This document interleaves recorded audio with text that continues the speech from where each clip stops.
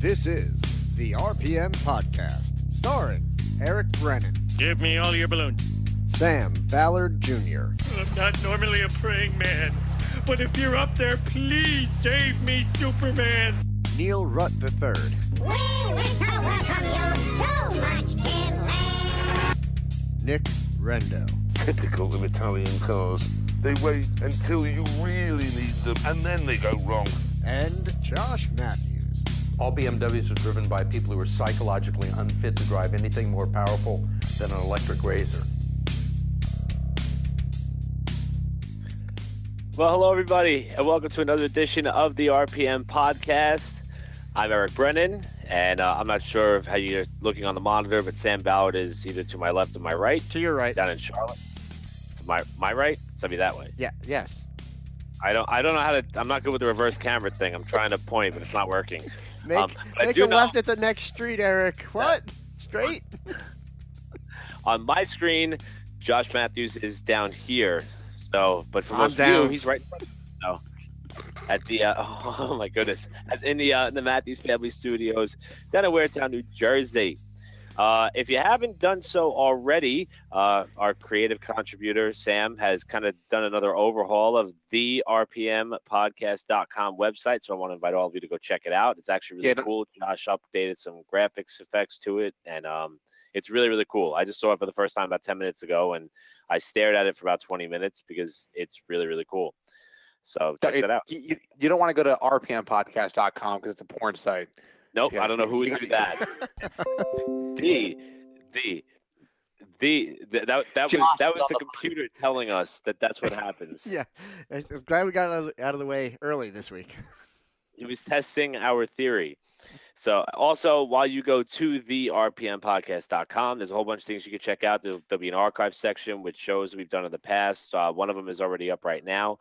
There's also sponsorship information if you'd like to become a partner with the show. So many other things to check out. Bios of all of us, including Neil, who sends his love to everybody. Right now, he's been a little bit hectic, a little bit crazy. Neil, we love you. We'll let everyone know that you love them, even Kyle Petty, and we'll be sure to have you back soon. So. Okay. Meanwhile, I saw a tweet by somebody in the NASCAR world that said if the top 5 storylines in the racing world, Aaron Rodgers and Danica Patrick, Dale Earnhardt Jr. goes to brunch, Dale Earnhardt Jr. gets a pedicure, Ryan Blaney shaves his hair, and Ryan Blaney shaves his mustache. It's time to get cars back on the track if this is what we're talking about. No. We got to talk about Ryan Blaney being handicapped. No, well, that was so apparently Blaney had a sponsorship announcement today, and they unveiled it with the car parked across like 3 handicap spaces in front of Penske's shop. And that does not promote like responsible driving at all. It was just the car with a set of balloons over it and Blaney standing in the middle of the 3 handicap spots. But you have to admit, Eric, they had balloons, so you really liked it. Oh yeah, that's all I need. If there's balloons, I'm happy. That's all. See, I'm a simple guy. If you're listening. Yes. Give me all your balloons. And there'll be plenty of balloons at Daytona, not that far. And we'll start with the stock car stuff. And actually something that's pretty cool, considering the fact that we spent some time last week talking about Danica Patrick and the off-track stuff, which is nothing but fluff. On a racing-related side, there really seems to be a push in terms of female involvement in motorsports. And I mean, and what's cool is it's not something that's forced. Like, I like to see these things happen naturally. And Josh, I'm gonna make an NFL reference here, but just bear with me. The NFL has a rule in place called the Rooney Rule, which forces teams to interview a minority candidate for a head coaching or general manager position, even if you don't want to hire them. So, for example, let's just say that I was an NFL team and I had a vacancy as a head coach or a general manager. If I knew I wanted to hire Josh for that position, and Josh being the Caucasian male that he is, I would, even if my mind was made up already that Josh was my guy, the rule forces you to bring in somebody who is of a different race or different ethnicity. From one of the S-hole countries. And it's kind of...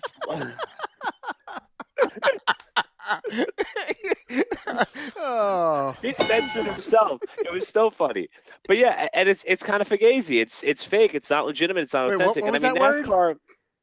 Fugazi. Is that I'm like not a even. Staten Island thing? Yeah, I'm not even Italian, but a lot of the Italians use that term. I've Sam, never you heard do that not word. duck your head at me. Like Fugazi, it's weird. Is And, that and like forget NASCAR about has it? so close, Okay, close. all Although right. that's Brooklyn. That's Um, understandable.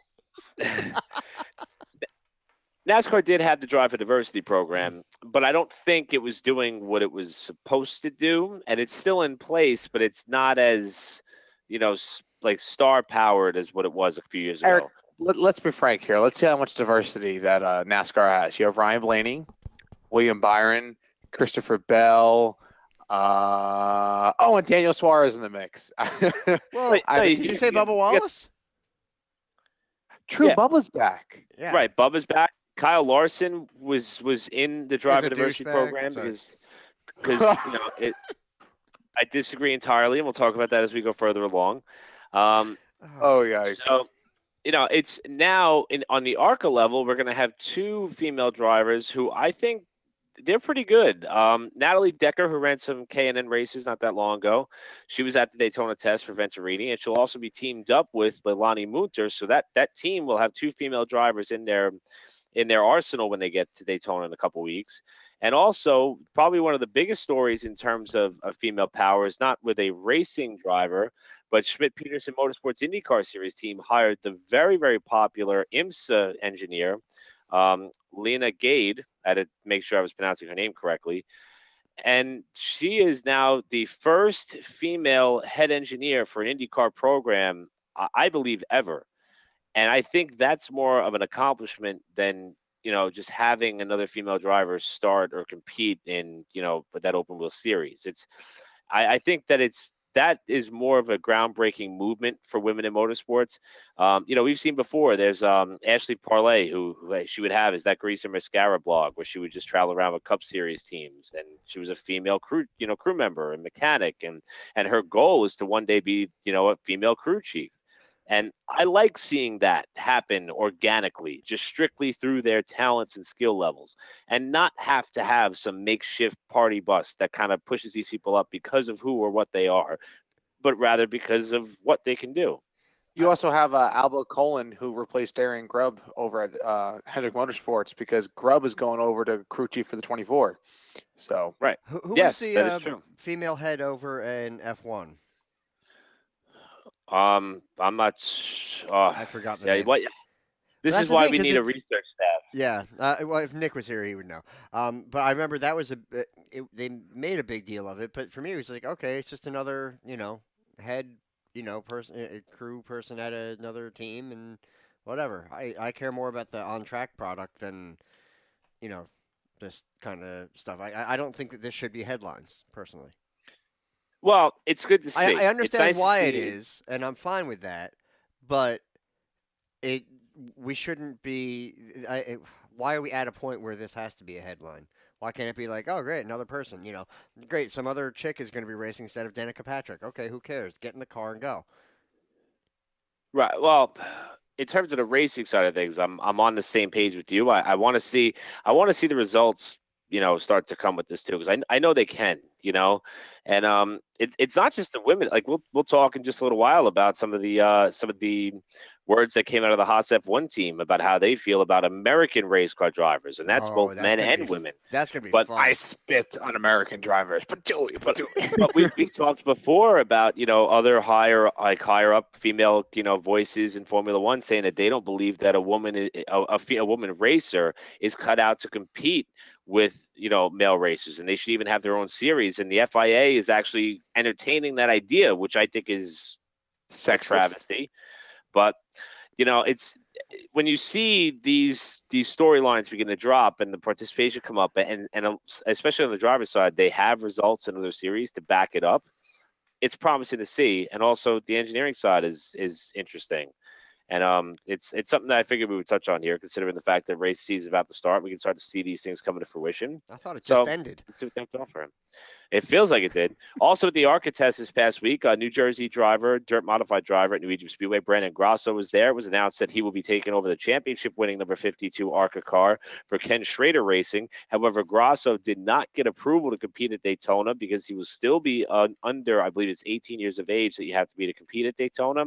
They tried and tried and tried to be able to find a way to get through that rule. Apparently, Joe Gibbs is having the same problem with his grandson, and ARCA officials are not budging on it. And that actually leads to the question that I'd like to go to you guys. In terms of minimum age on competing on a track of that nature, should it be your 18th or 21st or whatever birthday? Or should it be if it's within the calendar year? Or should there be no age limit whatsoever? Sam, do you mind if I take this first? Yeah, go ahead. How often do we see a polite response on the RPM podcast? That was very gentlemanly. I wanted to be fair because I'm sure Sam's going to have some input. He's a bit, he's younger than I, or both of us, really. Anyway, what I want to get into is that, yes, it comes down to age is just a number in many aspects. Like, what's the difference between 16 and 17 or 18 and 19 or at that point, like once you're over 18, now you're an adult, but you can't drink or whatever. So you're trying to put an arbitrary limit on what is responsible or when they're able to make life choices. And right. I would say generally at, let's say, even 16, while there is still much to learn, if they've been driving, like, starting with quarter midgets or carts, and they've been doing nothing but racing their whole life and they're used to a car, yeah, maybe they need to be, tested on a track and get approved for it, but I don't think it should be necessarily straight off of their age. So that's my input.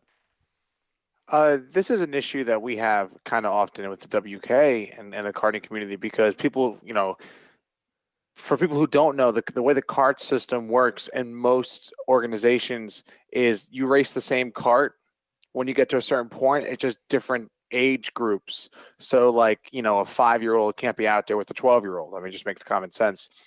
I mean, as for this issue, if the parents consent to it and the kid's not of age of 18, as long as it's legally taken care of, hey, if anything happens to Grasso, it's not our fault, Mr. and Mrs. Grasso, then I don't see what's wrong with it. I mean, Brendan knows what he's doing. He's been racing for most of his life, so, why not?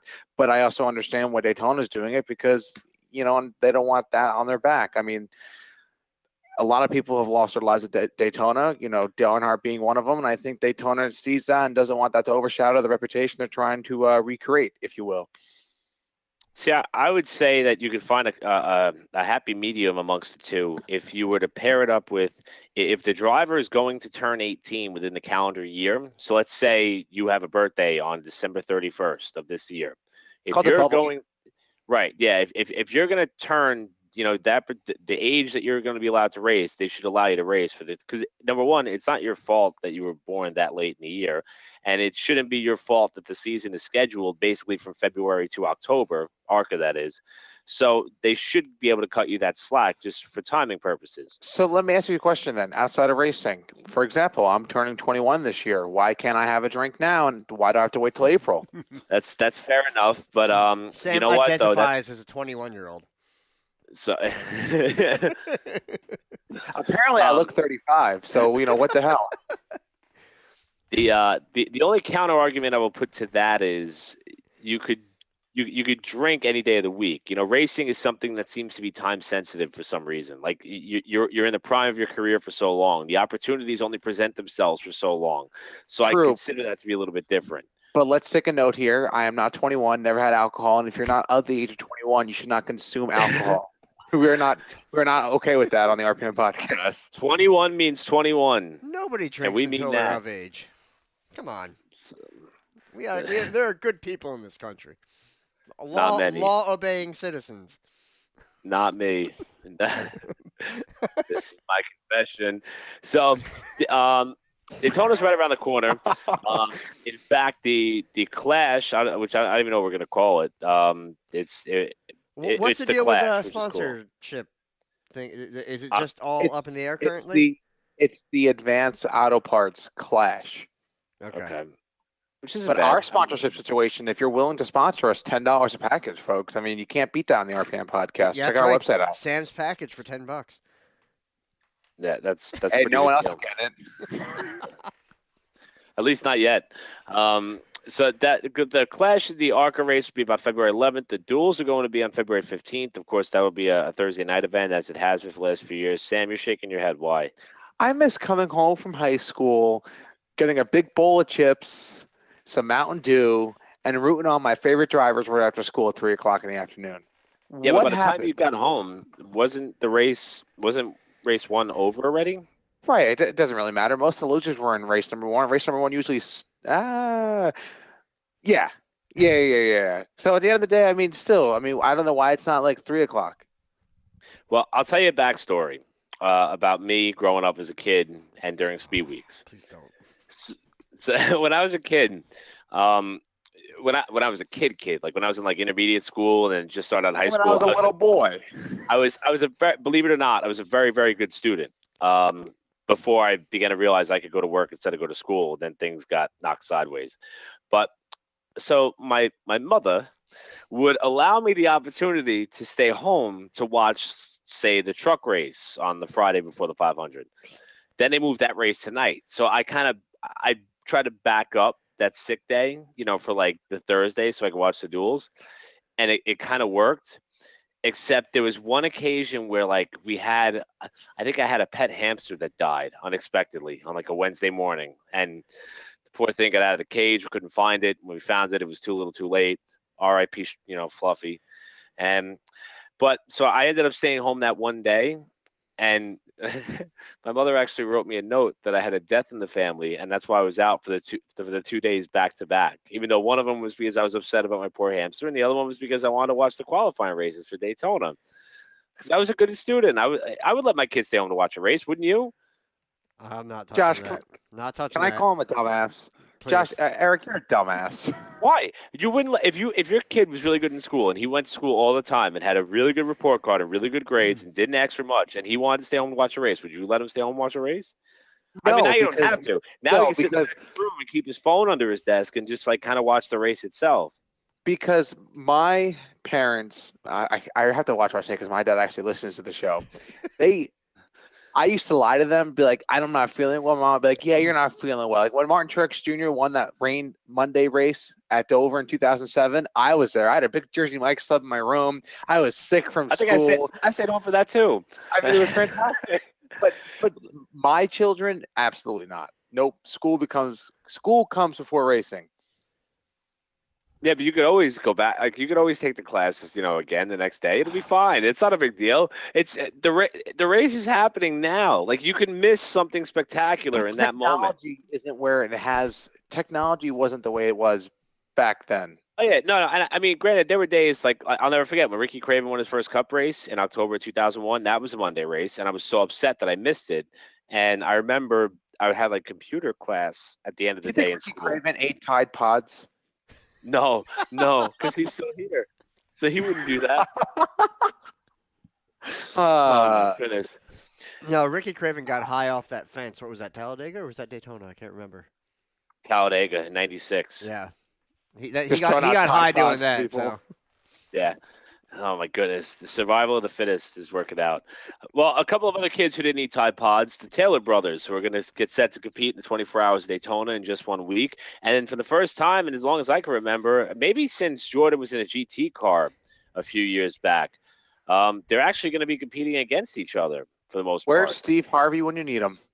Exactly. So I'm looking forward to see how that pans out and how their respective careers move forward. Again, Ricky Taylor getting the opportunity of a lifetime to race for Roger Penske's team as they make their return to the competition. In fact, Taylor, Graham Rahal, and Elio Castroneves will be in one of the cars, and it'll be Dane Cameron, Simon Pagino, and Juan Pablo Montoya will make up car number 2, at least for now.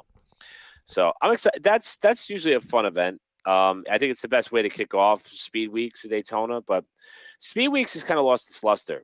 I'd almost liken it to the Indy 500, where you used to have days upon days of practice. Speed Weeks used to be like that too. The prep's not there anymore. The build-up's not there. You don't have speed TV anymore. You don't have the coverage like there used to be. I mean, it's just not there anymore.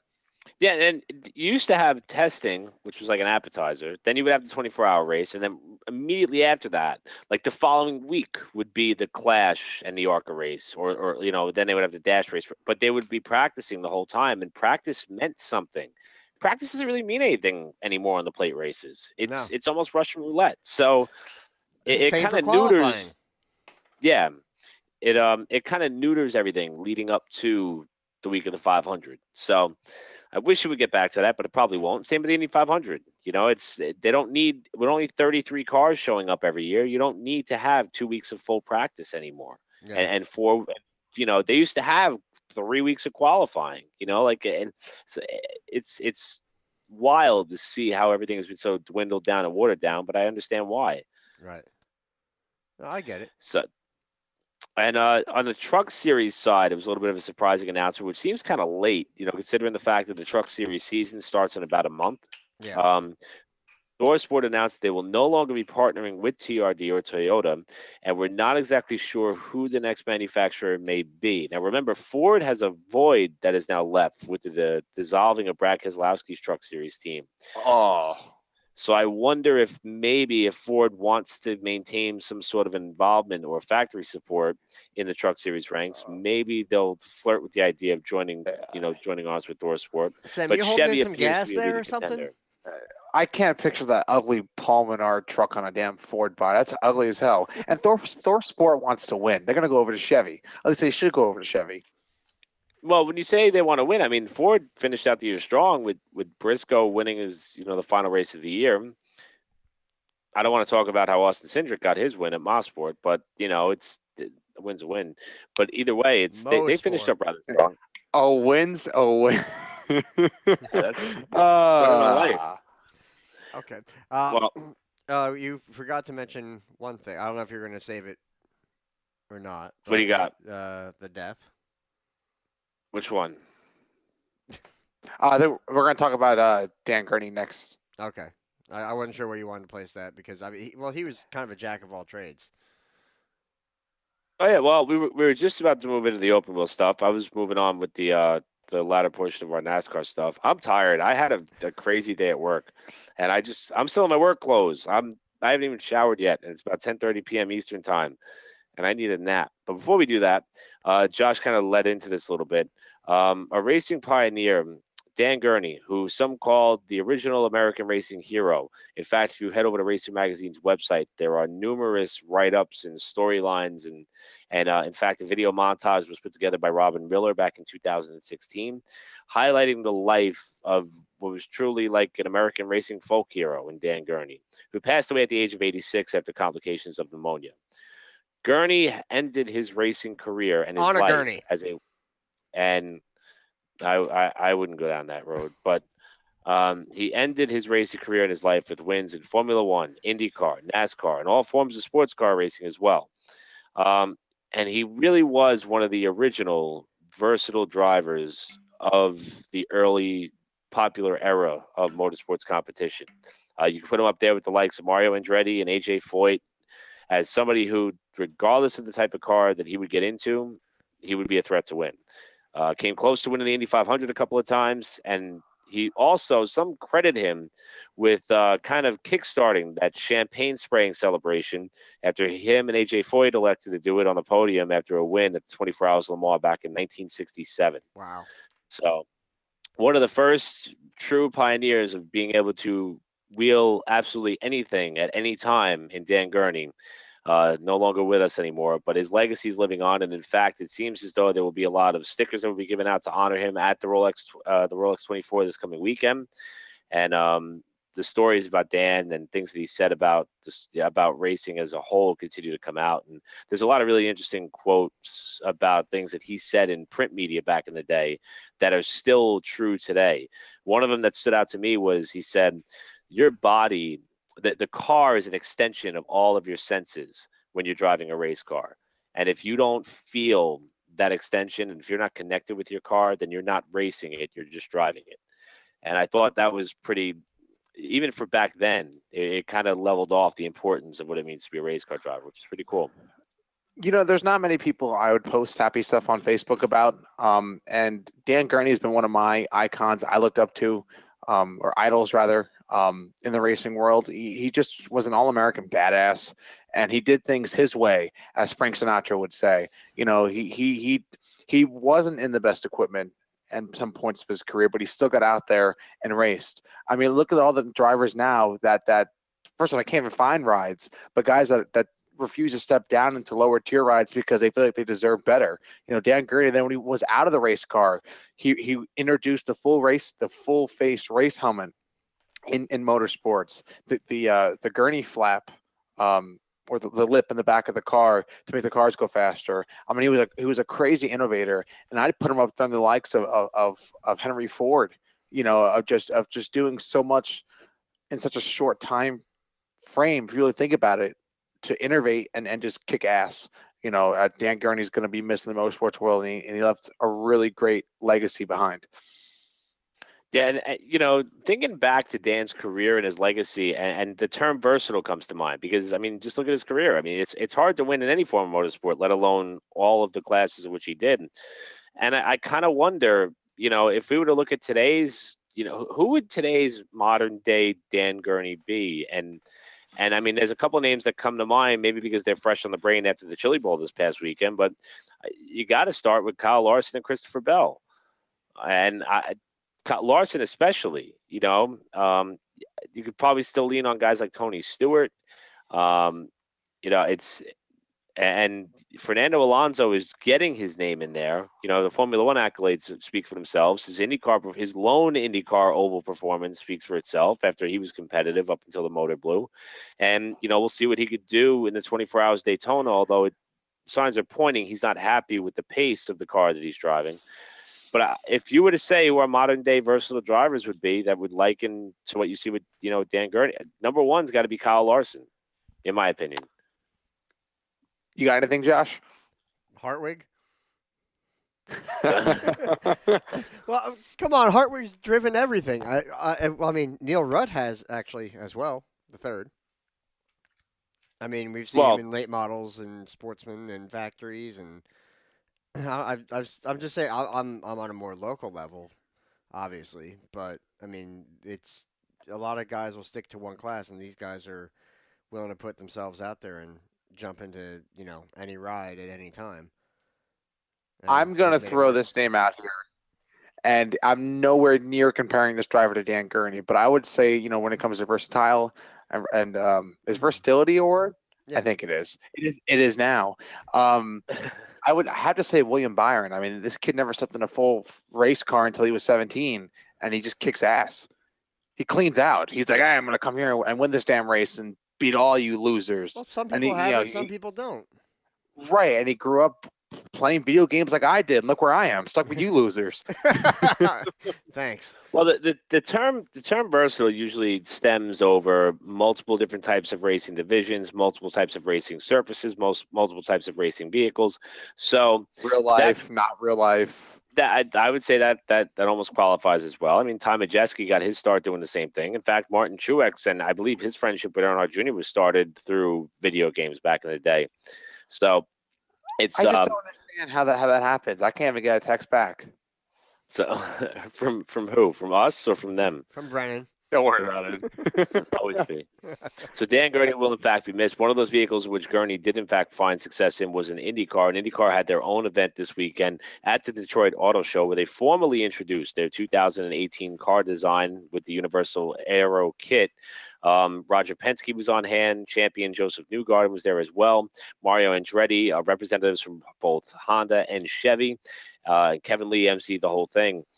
They did a really cool bit for about minute and a half where Joseph Newgarden outlined all the safety enhancements that the car has heading into the 2018 season. But the most talked about item was how racy this car is going to be now that it doesn't have as much downforce as they did have with these aero kits that were designed by the manufacturers.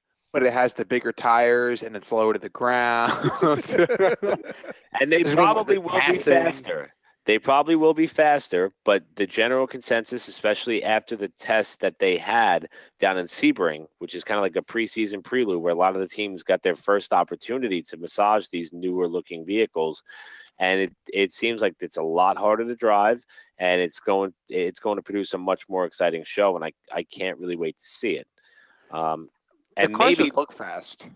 they look like an Indy car. They look like a race car. They just look sporty. I love it. I can't wait for St. Petersburg in March. I'm starting my I own mean, countdown for that. I'm not gonna lie. It probably would be better if they had fenders on it, but I wouldn't go. hey.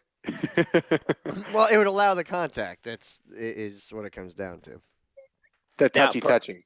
Yeah. Perhaps this style of racing vehicle will be sufficient for maybe the lead representatives in Haas to say that we can have an American in Formula One, or there will be American drivers, in fact, ready for Formula One. I'm kind of baffled by the fact that they have that stance to begin with, but it really caused a bit of an uproar. A lot of people ended up coming to the defense of American open wheel talent in this Graham country. Rahal was so pissed about that. But now here's the thing. He's saying, "Well, you don't give any of us," or he's like, "What are you talking about? Have you even looked?" I'm sure that Haas has looked, and they're saying we don't feel that there are any American drivers that are ready for F1 right now. That's all they said. They didn't say, "Oh, the American drivers are terrible," and we've tried these guys, and this. No, we've looked at this. We don't think that they're ready. That's all they said. And feel free to disagree, but that's all they said. Graham Rahal was saying was like, give us a chance. Like, no, we just said that we don't feel comfortable with this.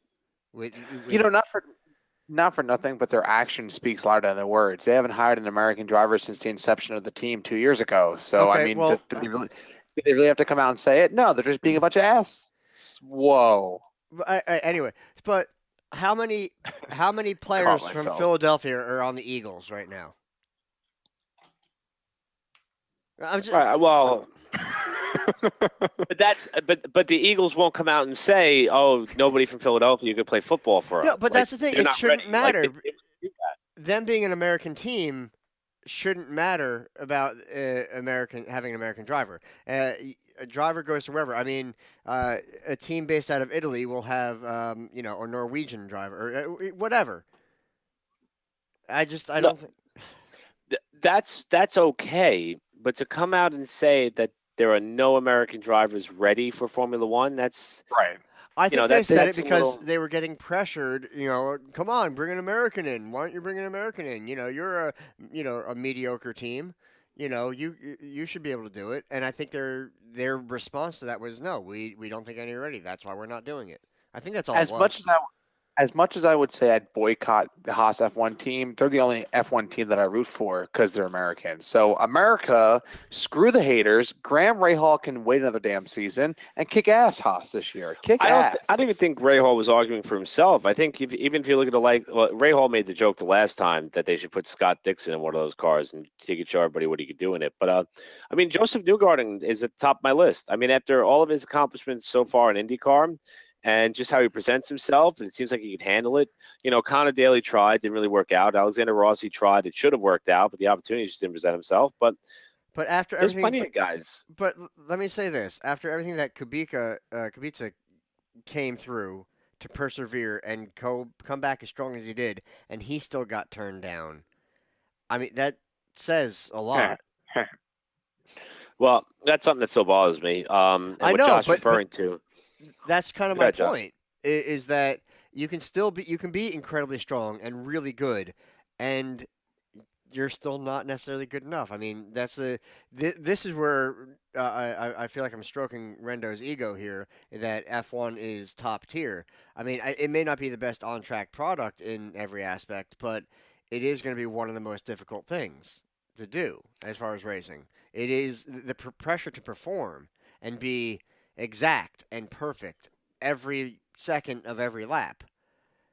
I'm just, it's difficult, and they're just making a statement. And maybe they shouldn't have said it. Maybe it's kind of dumb to say, sure, but I don't think I it think it was was. just an unsaid. I just think it was an unsaid thing. I mean, they didn't have to open their mouth. They could have just said, "Yeah, we're just gonna keep doing our thing. Yeah, we're not gonna hire an American driver." You get the They would have message. been better off if they never addressed it, sure. But I don't think it was as offensive as I think people like Graham Ray Hall are making it out to be something way worse and more offensive than it is. But that's America for you. Well, it's time for the American drivers to, make them regret that they even said it, and put up Sure. results, and maybe we'll see an American in another car, not just the Haas car.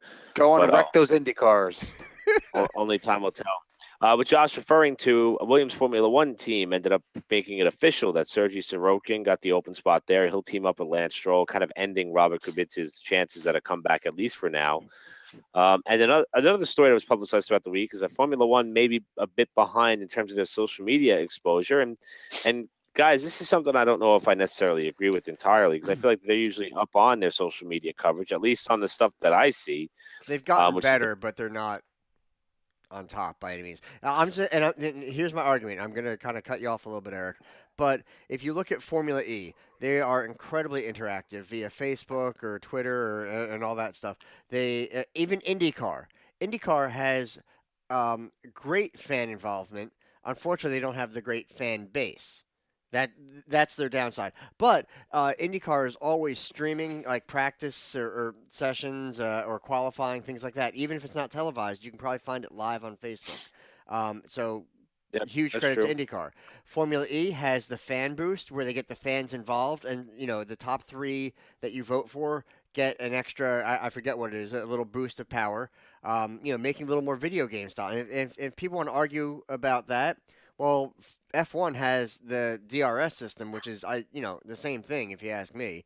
So it's like playing a video game. If you get here, this your achievement. Here's your little bonus of opening the rear wing. Fine, but Formula One for the longest time because of their run like a tyrannical government in some aspect. Back when Speed Channel would have their thrills and spills, or their awards, anything that involved Formula One was a photo.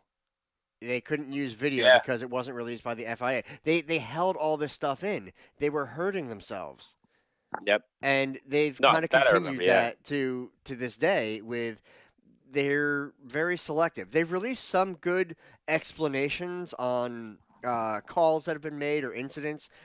Okay, good for them, but they're not doing enough. I feel they're not up there as far as being interactive. It's they're neutered in their own way, not the same way that NASCAR drivers have become neutered, but as far as just a general social media presence, they've been behind. But I think with Liberty Media taking over, they've been trying to push that and get it up to par. They're not there yet, but they're getting there. So Can I mention one thing? sure, go ahead. Social media wise or anything. I mean, I'm not really good with social media, but the one thing that I noticed is the websites. Now, IndyCar has a fantastic website and it's so easy to use. NASCAR updated their website about a year and a half ago, 2 years ago, and I can't stand Yeah, I'm not a, going not a on fan. NASCAR.com. I agree. I I, agree. there should be a cup, a Monster Energy Cup tab, a Truck Series tab, and an Xfinity tab, all line out, and then you go underneath that. I don't want to hit news, and if I want to hear what's happening in the Truck Series, see all the cup crap. Yeah, You know, I agree. you know. Absolutely. They should have individual people handling each account and updating just Right. their section. And I think that would be the way to go. But I don't know. I've seen some MyLaps for all for our drivers out there. And for those of you who are just, race fans, everybody has their transponder on their car, and for local racing, I have mine, and I can log into a website called MyLaps, and basically after a race, the track will upload all the timing and scoring data. And it's a valuable tool. You can go back, you can look at your times, and that was my best lap here and there. You get to see all sorts of great information. They had this huge project to redesign their website, and when they rolled it out, it was one of the worst websites anyone has ever seen. They got nothing but complaints about it, and to the point that they actually made a public apology that it was so bad. So I don't know how you screw up a website that bad, but apparently some people they just it's we're in a unique stage in our society where you have the older people who know how to use the internet and just want the answers to be right in front of them, and then you have the younger people who know how to navigate a website properly. I mean, if you go onto our website www.therpmpodcast.com, I think it's pretty easy to use and it's pretty forthcoming. When you go into NASCAR and even Formula One's a little just not easy to use, but they're also playing to their crowd. IndyCar realizes we got to try to get people somehow, and I think it's Verizon. Verizon does a fantastic job with the IndyCar series. Their app is amazing. They're not renewing their sponsorship deal. In fact, last I saw, Sports Business Journal reporter Adam Stern said that IndyCar is actually asking for more money by the next entitlement sponsor that they look to pick up. Whereas if you look at NASCAR, they had to settle for less when Monster came on board after the outage of Sprint, I should say. Eric, So is that IndyCar shooting themselves in the foot again? You think? I don't think so, because the numbers are on an upward trajectory right now. So you can't really argue with it. They kind of had a new slogan out there today, which I don't remember exactly what it said, but they're really trying to do whatever they can in order to continue to bring the upswing of the sport. And I think they've almost perfected the car stylist. There's personalities in IndyCar. The element of danger is there, which you don't have in NASCAR that often anymore, and whenever something does come up, and not that you want to see anybody get injured or anything like that, but knowing that possibility exists is kind of what makes you watch. It's knowing thrilling. It's knowing that there is something going on here that the average person can't do because of how freaking scary it is. And IndyCar has that. I think they have the perfect balance, and they're doing what they can to get young guys and young girls in the sport, and I hope it pays off in big dividends for them. They have to market it right, though. No one besides Global Rallycross, and they don't advertise at all, but when they do, it's towards the young people. I'll never forget that. Oh, wait. They're in AC this weekend? How did we not know this? Yeah, how did we not know this? I didn't know, and I know everything. I don't know everything. I know everything race related. I don't know. Believe me, I don't know everything. If you listen to last week's show, I don't know anything about dating. You know I what don't know anything about dating. Any of you guys who are on Twitter need to follow Wendy's, the fast food chain on Twitter. IndyCar needs something like that for their Twitter, and I'll do it. Contact us, IndyCar. I'll run your Facebook page and everything for free. That is pretty funny. I got one more bit of somewhat open wheel news, even though it involves the car rally. Driver Carlos Sainz, who spent some time in Formula One, is really under some fire here. He was in one of the most competitive buggy classes, and he came up on the back of a quad rider, Keys Colin, who is known as a really well-renowned businessman overseas. Colin's version of the story is that there was contact between Sainz and himself, while the difference between the two may have been in excess of 60 miles an hour when the contact took place. Sainz says there was no contact. The rally officials elected to levy a 10-minute penalty on Sainz, who ended up winning the stage. And Keys is not necessarily happy with the ruling of the rally officials and is now beginning to threaten legal action. And if you go to motorsport.com and read the excerpts of this story, Keys Colin is really adamant about what may or may not have happened. And this is just something where anytime that I hear that there's going to be legal proceedings taking part in motorsports, I want to throw up.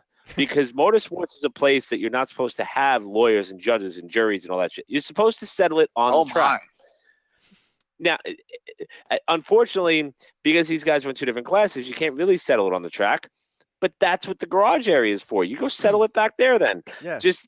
I don't understand why. And again, please go read the story, because this guy goes on to say how I'm one of the best businessmen you'll ever meet.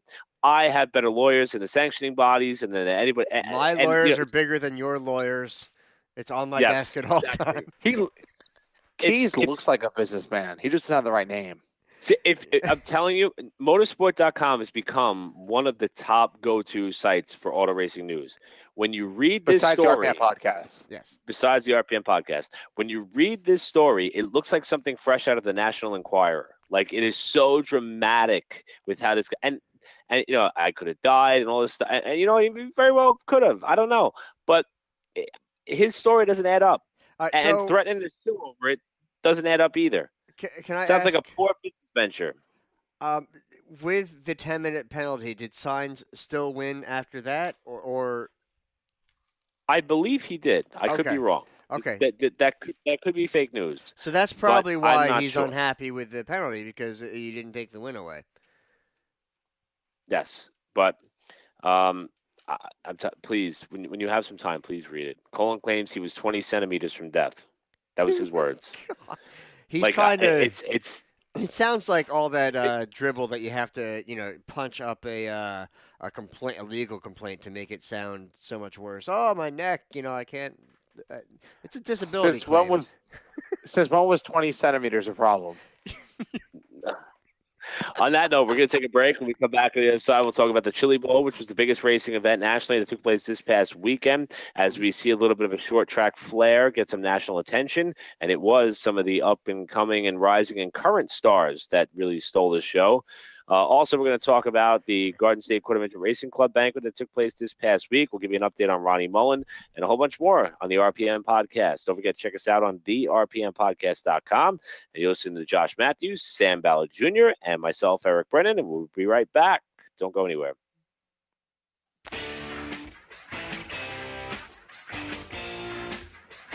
Got a question you want answered? Email us at racingpodcastnj@gmail.com. Welcome back to RPM Podcast. Thank you, Bryce. And as Bryce mentioned, welcome back to the RPM podcast. Josh Matthews, Sam Ballard Jr., and I'm Eric Brennan. And, this past weekend, it was a huge local flair to a national event, which doesn't happen that often. It was for the annual running of the Chili Bowl Nationals in Oklahoma, where over 350 competitors attempted to line up for what I believe is a 20 to 26 car, it might have been 24 car, a main event, in which it looked as though Kyle Larson was going to walk away with the win until his motor expired.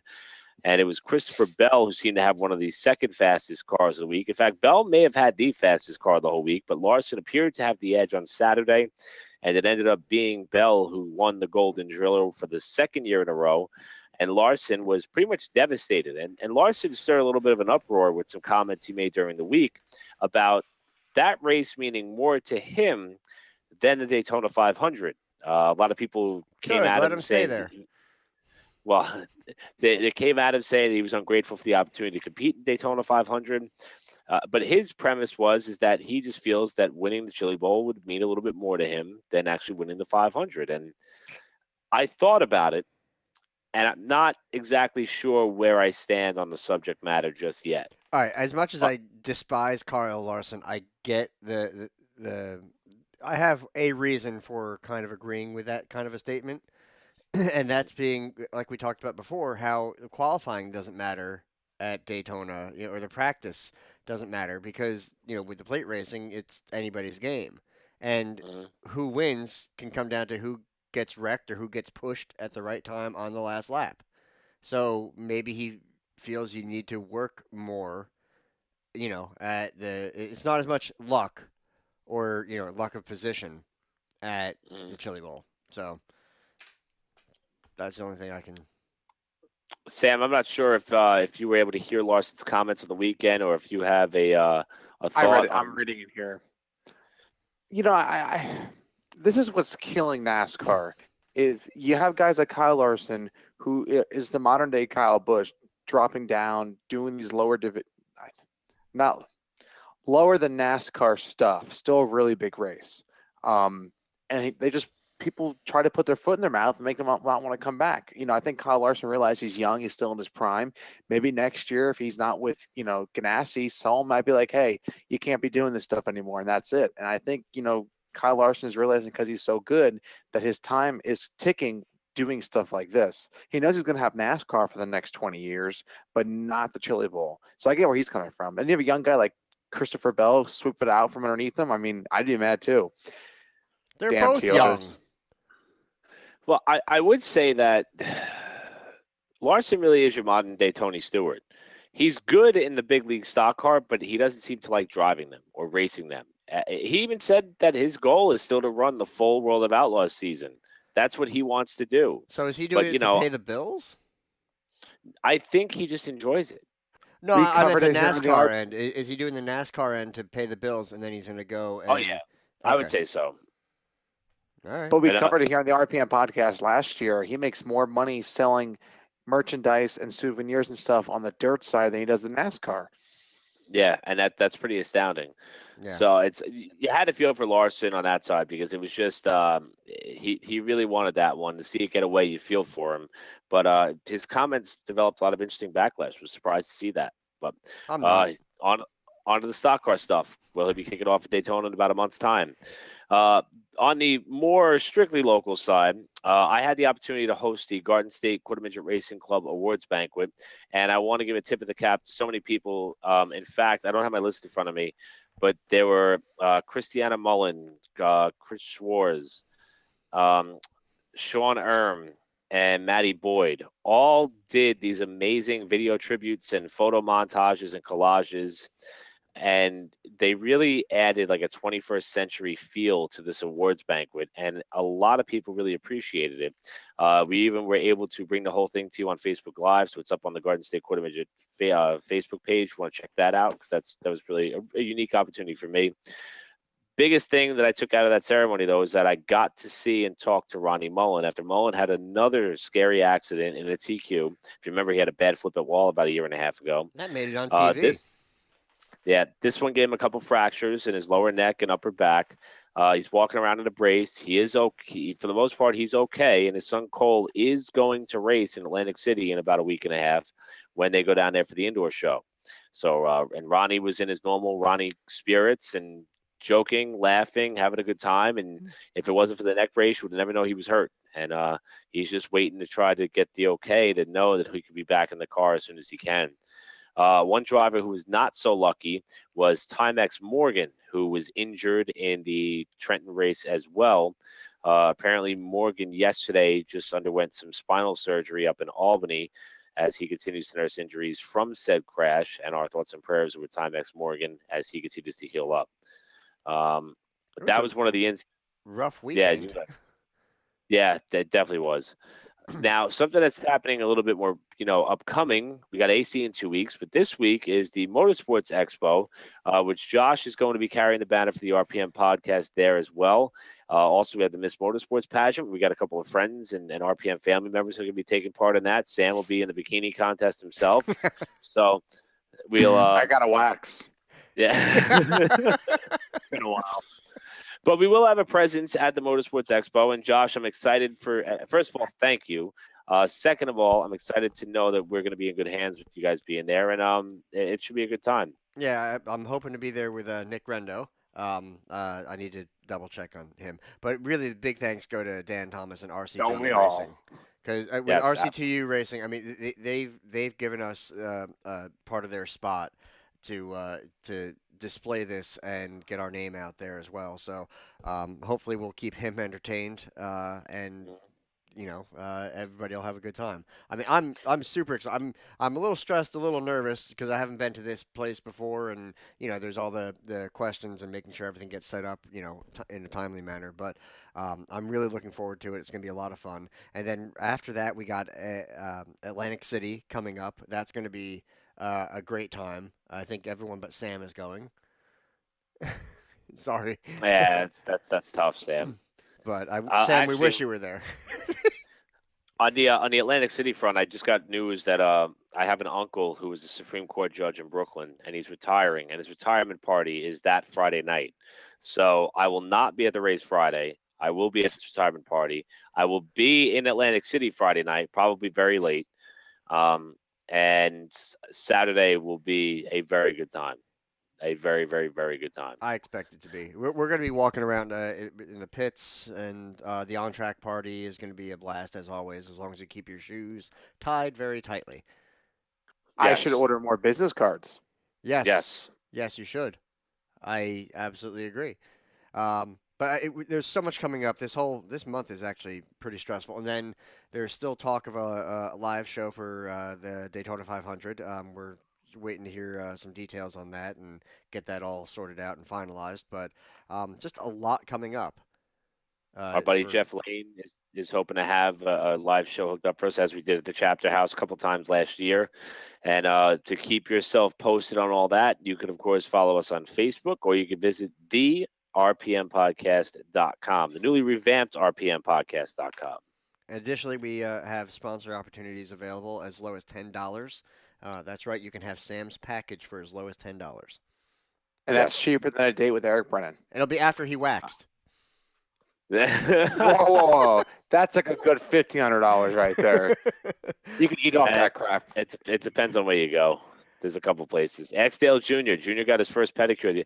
If you first of all, not to stray off topic, but Dale Earnhardt Jr.'s Twitter timeline is one of the best things that's ever happened in my life, because he could just turn the most. He did a brunch with his wife. I almost said fiance, but his wife Amy. And he said, "Update: I'm cool with drinking beer at 11 a.m., but I keep hearing this thing about a pedicure. What does that mean?" And like an hour later, he writes, "Gosh dang, this tickles." And it was like, to see that type of humility out of somebody like that. It's so cool. Well, you don't get that. From He a lot of admitted people. to peeing in his fire suit one race. He had to Yeah, go, and it's not like you can, pit for the bathroom. And Unless his they're gift changing game is drivers. strong. He's always throwing gifts out at people. It's like, I I have love some it. competition. Yeah, Yeah, no. Sam and did you want to talk about his Super Bowl thing? I mean, to me, it's bleh. Oh, well, they're gonna. So Junior is gonna be joining NBC Sports for the NASCAR coverage next year for the second half of the season, and NBC is electing to utilize Earnhardt Jr. in select roles for their Super Bowl coverage, along with their Winter Olympics coverage that will be coming up. As far as what the role entails, not exactly sure, but you will be seeing Junior on television before you know it. So, I think it's a good idea. He's kinda going to be get him covering the how ball. they like a pit stop. He's going to be covering how they get the stage at halftime on and off the field. No pit stop reference? No, I thought you were being serious for a minute. No, Plus, I'm that was very a joke timely. because It went right over my head. womp womp. Yo, Dale Jr.'s Twitter. Are you looking at it now, Sam? Yeah, sipping on a shot. Dilly dilly. I don't want to. I want to hang out with him. Like, Junior, we could be boys. I know I talk a little funny because I'm from New York, but we would have a good time together. Like, I don't shotgun. Well, I tried to shotgun a beer once and it didn't work out. But we could do like cool stuff. I'll hunt. I don't normally hunt, but I will. You're falling into the trap of the redneck Jesus. If you follow his Twitter timeline, you will understand why. He's a good time. Yo, I'm not I saying he's a believe bad it. guy. I just I don't know. Be more arbitrary. I think. All right. Anyway, I think that's about it with all our local stuff. I mean, there's so much coming up. I'm looking forward to motorsports. I'm looking forward to Atlantic City. There's just so much going on, and then right after that, Daytona, and then we're gonna be right back into racing season at Wall. And I'll be home in May. Yes, and don't forget we do have the Rolex 24 coming up as well. So I mean, was about to say that. yeah. So I mean, it's nonstop, Supercross, everything. So anyway, on that, what have we learned today, Eric? I learned that Sam is going to win Miss Motorsports, but first he needs to get waxed. Sam? And you know what? I I kind learned- of do too. So we're in the same boat. Maybe we can get like a 2-for-1 deal or something. Oh. We don't have to stay in the same room together, though. That'll be a little weird. Then Would be the again, first time. yeah, I room with Eric when we do the karting events, so he knows I'm a good roommate. Just give me some cotton candy and I'm okay. Oh, jeez. Sam? I've learned that I'm getting waxed. That's it? And I've learned that Dale Earnhardt Jr.'s Twitter page is on fire. And I learned I can't say that. I learned a lot though. I learned that Fugazi is apparently a word. It is. I That's learned that fugazi. Sam's package is $10. I learned that Eric knows everything, and that I also learned that Danica Patrick is fluff, unlike Eric's hamster. Yeah, I miss Fluffy. I almost wasn't allowed to But- name it Fluffy. My mom wasn't okay with that. Her career's as dead as Fluffy. Oh. Apparently, Adam Stern Actually- said There will be an announcement forthcoming, but Yeah, they said apparently some part of IndyCar was actually looking and looking at making a deal with her for something. So who Pace knows? car driver. Yeah, I was actually just about to say that, Sam. Thank you. We are in the same. We got that brainwave thing going on. That's great. So I think that about wraps it up for us this week. We're looking to see everybody at Motorsports. It's going to be a blast. I mean, I don't even know what to do with myself. It's just going to be crazy. Other than I'm going to need some sleep. Hey, check us out on www.therpmpodcast.com for all your nudes and updates for everything motorsports. did Nudes? you just say nudes and updates? And nudes too. I'm Hey, glad I'm not the only one. Like, I know I got nudes Nudes. on the brain and everything, but that Nudes. I heard that. Brennan's dad's Not going to be on the fake website. news. No, he's not. I gotta go take a hot shower. I'm tired. I hate you all. On behalf of Josh Matthews, Sam Ballard Jr., Neil Rutt III, who we hope to have back one day, Nick Rendo, who may be joining Josh at Motorsports on our behalf, and whoever, what other, I don't know, any other cast of characters that makes this all possible. Love you. Thank you. And we'll see you all next week on the RPM podcast. Good night, everybody. Go to Motorsports. Send nudes.